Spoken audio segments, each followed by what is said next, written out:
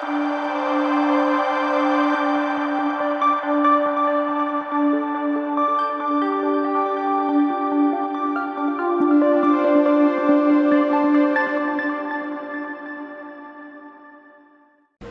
The Lord.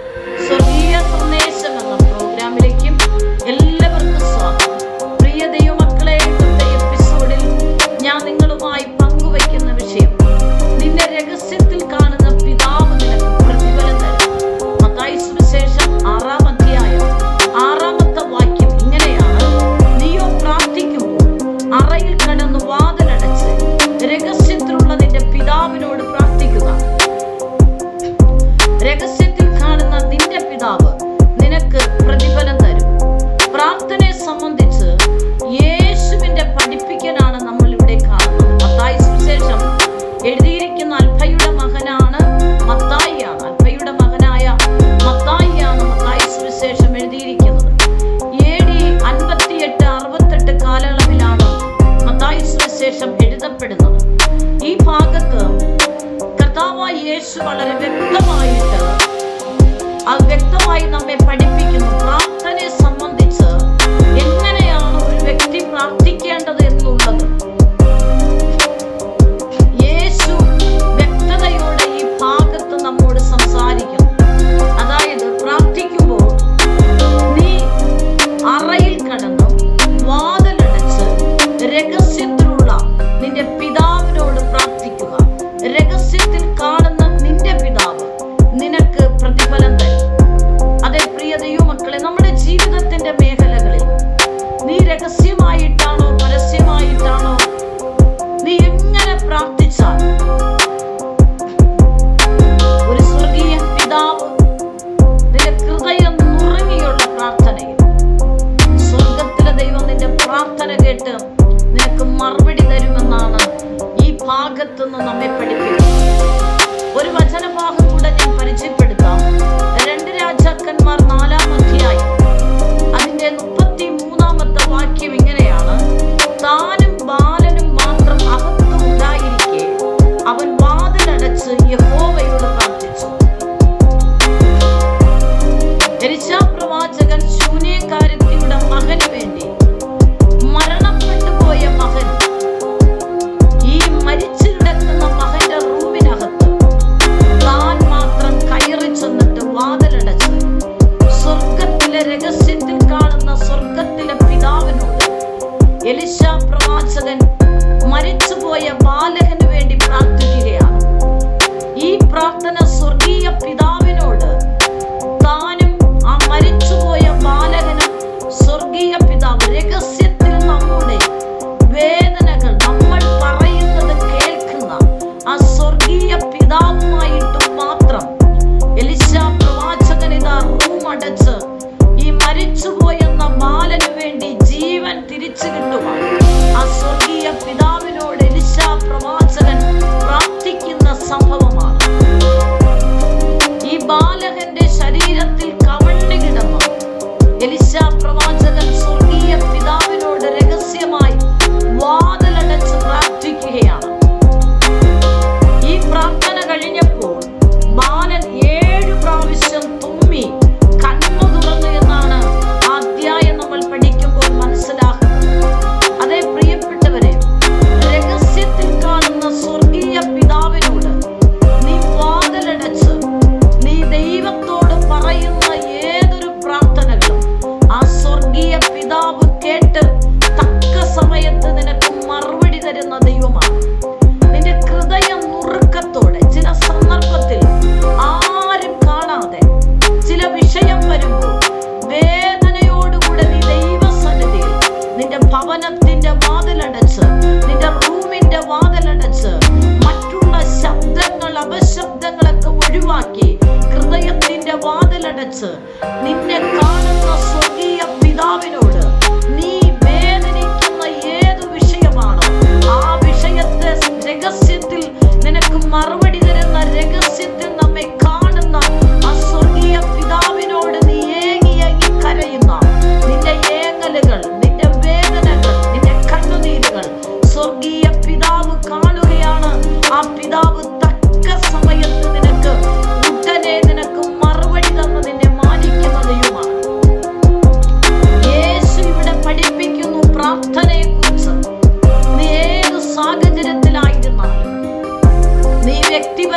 സ്വർഗീയ പിതാവുമായിട്ട് നീ വാതിലടച്ച് നിന്റെ വേദനകൾ സ്വർഗത്തിലെ പിതാവിനോട് നീ തുറന്നു പറയുകയാണെങ്കിൽ ഉറപ്പായിട്ടും സ്വർഗത്തിലെ ദൈവം നിന്റെ പ്രാർത്ഥന കേട്ട്, സ്വർഗീയ പിതാവ് നിന്റെ പ്രാർത്ഥന കേട്ട് നിനക്ക് മറുപടി തന്ന് ആ പ്രാർത്ഥന സ്വർഗത്തിലെത്തിയിട്ട് തക്ക സമയത്ത് ഭൂമിയിലായിരിക്കുന്ന ഒരു ഭക്തന്റെ അടുക്കൽ സ്വർഗീയ ദൂതൻ പ്രാർത്ഥനയുടെ മറുപടിയുമായി ഇറങ്ങി വന്നു. നീ ഏതു വിഷയത്തിനാണോ കരഞ്ഞത് അതിന്മേൽ സ്വർഗത്തുനിന്ന് ഒരു പ്രതിഫലത്തിന്റെ മറുപടി നിന്റെ അടുക്കിലേക്ക് തക്ക സമയത്ത് ഇറങ്ങി വരും. ഒറ്റ കാര്യം പ്രാർത്ഥനയിൽ യേശു പഠിപ്പിക്കുന്നതും രഹസ്യത്തിൽ നിന്നെ കാണുന്ന ഒരു പിതാവുണ്ട്. രഹസ്യത്തിൽ കാണുന്ന പിതാവെന്ന് ഇവിടെ ഉദ്ദേശിക്കുന്നത് നമ്മുടെ യേശു അല്ലെങ്കിൽ നമ്മുടെ സ്വർഗീയ പിതാവ് രഹസ്യമായി മറഞ്ഞിരുന്ന് ചെയ്യുന്നതൊന്നും നല്ല പറയുന്നത്, മറിച്ച് രഹസ്യത്തിൽ കാണുന്ന പിതാവ് നിന്റെ പ്രാർത്ഥന കേട്ട് തക്ക സമയത്ത് നിനക്ക് മറുപടി തരുമെന്ന് പറയുന്നതിന്റെ യേശു ഇവിടെ ഉച്ചരിക്കുന്ന രഹസ്യത്തിൽ കാണുന്ന പിതാവെന്ന് പറയുന്നത് നമ്മുടെ ചിന്തയിൽ വരുന്നത് അതായത് സ്വർഗീയ പിതാവ് രഹസ്യമായി മറഞ്ഞിരിക്കുന്ന ഒരാളാണെന്നാണ്. പക്ഷെ അതല്ല യേശു ഇവിടെ ഉദ്ദേശിക്കുന്നത്. നീ ആത്മാർത്ഥമായി നിന്റെ ഭവനത്തിന്റെ വാതിലടച്ച് നിന്റെ ഹൃദയത്തിന്റെ വാതിൽ മറ്റുള്ള അപശബ്ദങ്ങൾക്കും ചിന്തകൾക്കും വിട്ടുകൊടുക്കാതെ നിന്റെ ആവശ്യം എന്താണെന്ന് നീ ബോധ്യപ്പെട്ട് നിന്നെ കാണുന്ന ഒരു കർത്താവിന്റെ സന്നദ്ധിയിൽ നീ എവിടെയായിരുന്നാലും ആ വേദനയോടുകൂടെ നീ കരയുമ്പോൾ മറ്റുള്ളവർക്ക്, അതായത് രഹസ്യത്തിൽ കാണുന്ന പിതാവെന്ന് പറയുമ്പോൾ നീ കരയുന്നതും പ്രാർത്ഥിക്കുന്നതും മറുലോകം അറിയത്തില്ല. നിന്റെ ഭവനത്തിന്റെ വാതിലടച്ച്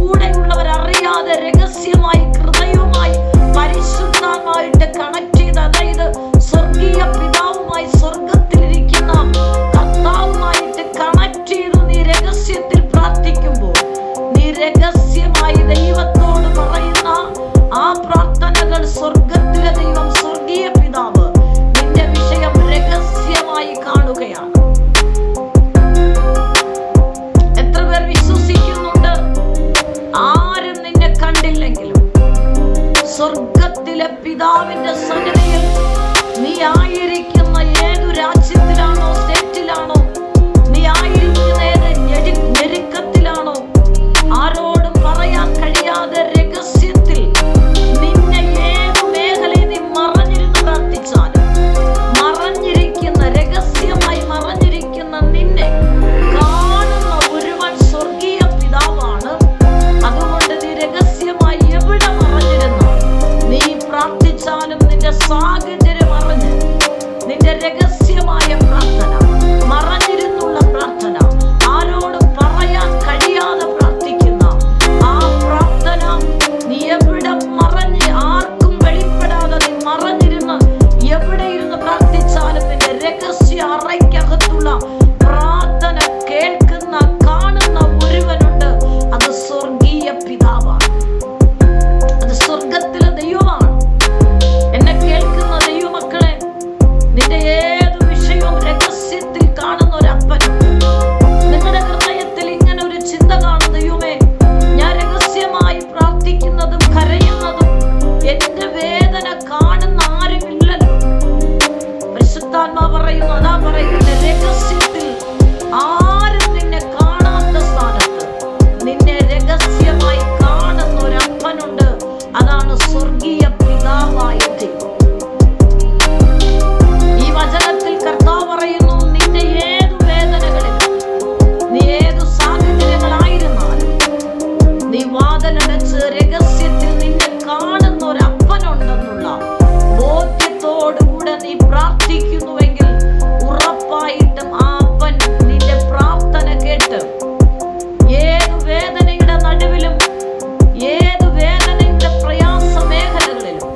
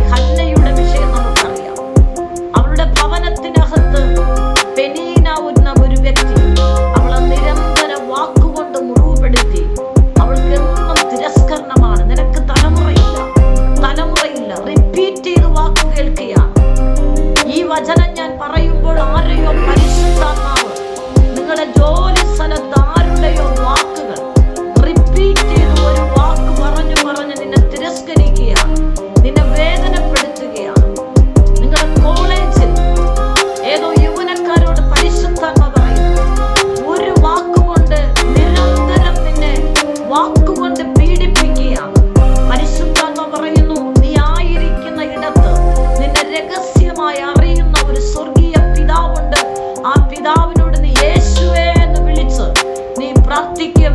നിന്നെ രഹസ്യമായി അറിയുന്ന സ്വർഗീയ പിതാവ് നിന്റെ വേദനകൾക്ക് മറുപടി തരും.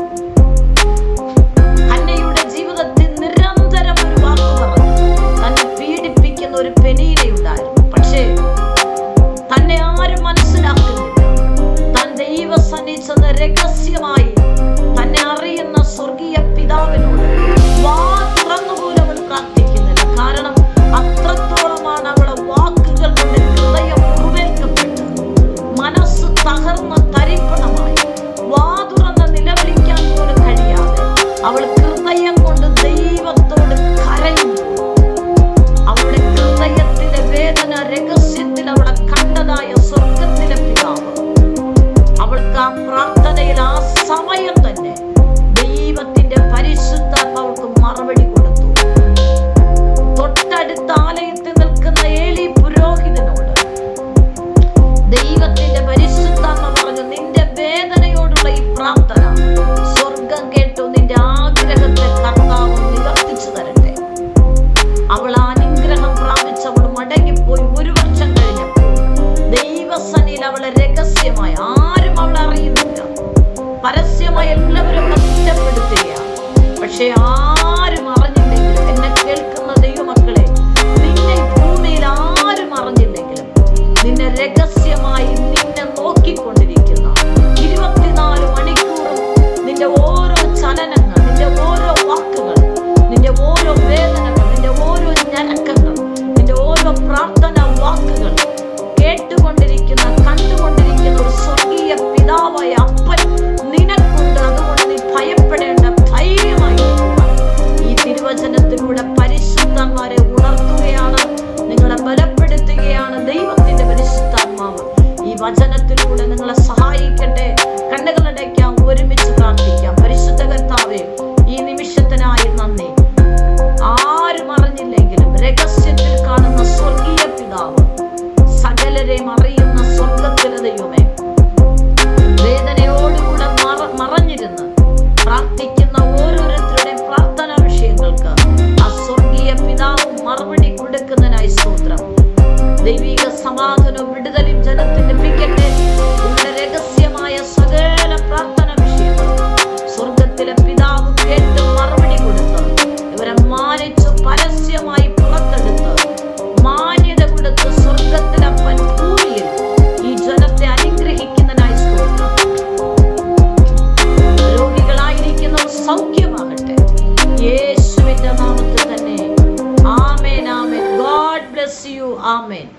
നിങ്ങൾക്കൊരു പ്രാർത്ഥന വിഷയമുണ്ടെങ്കിൽ ഈ സ്ക്രീനിൽ കാണുന്ന നമ്പറിൽ ഞങ്ങളെ കോൺടാക്ട് ചെയ്യുക. ഞങ്ങൾ നിങ്ങൾക്ക് വേണ്ടി പ്രാർത്ഥിക്കും. എല്ലാ ആഴ്ചയിലും തിങ്കളും ശനിയുമാണ് ഈ സന്ദേശം നിങ്ങൾക്ക് ലഭ്യമായിരിക്കുന്നത്. ഈ സന്ദേശം മറ്റുള്ളവരുമായി നിങ്ങൾ പങ്കുവയ്ക്കണം. ഈ ചാനൽ ഇതുവരെ സബ്സ്ക്രൈബ് ചെയ്തിട്ടില്ല എങ്കിൽ സബ്സ്ക്രൈബ് ചെയ്യുക. ദൈവരാജ്യത്തിനായി നമുക്ക് ഒരുമിച്ച് കൈകോർക്കാം. കർത്താവ് നിങ്ങളെ ധാരാളമായി അനുഗ്രഹിക്കുമാറാകട്ടെ. ആമേൻ.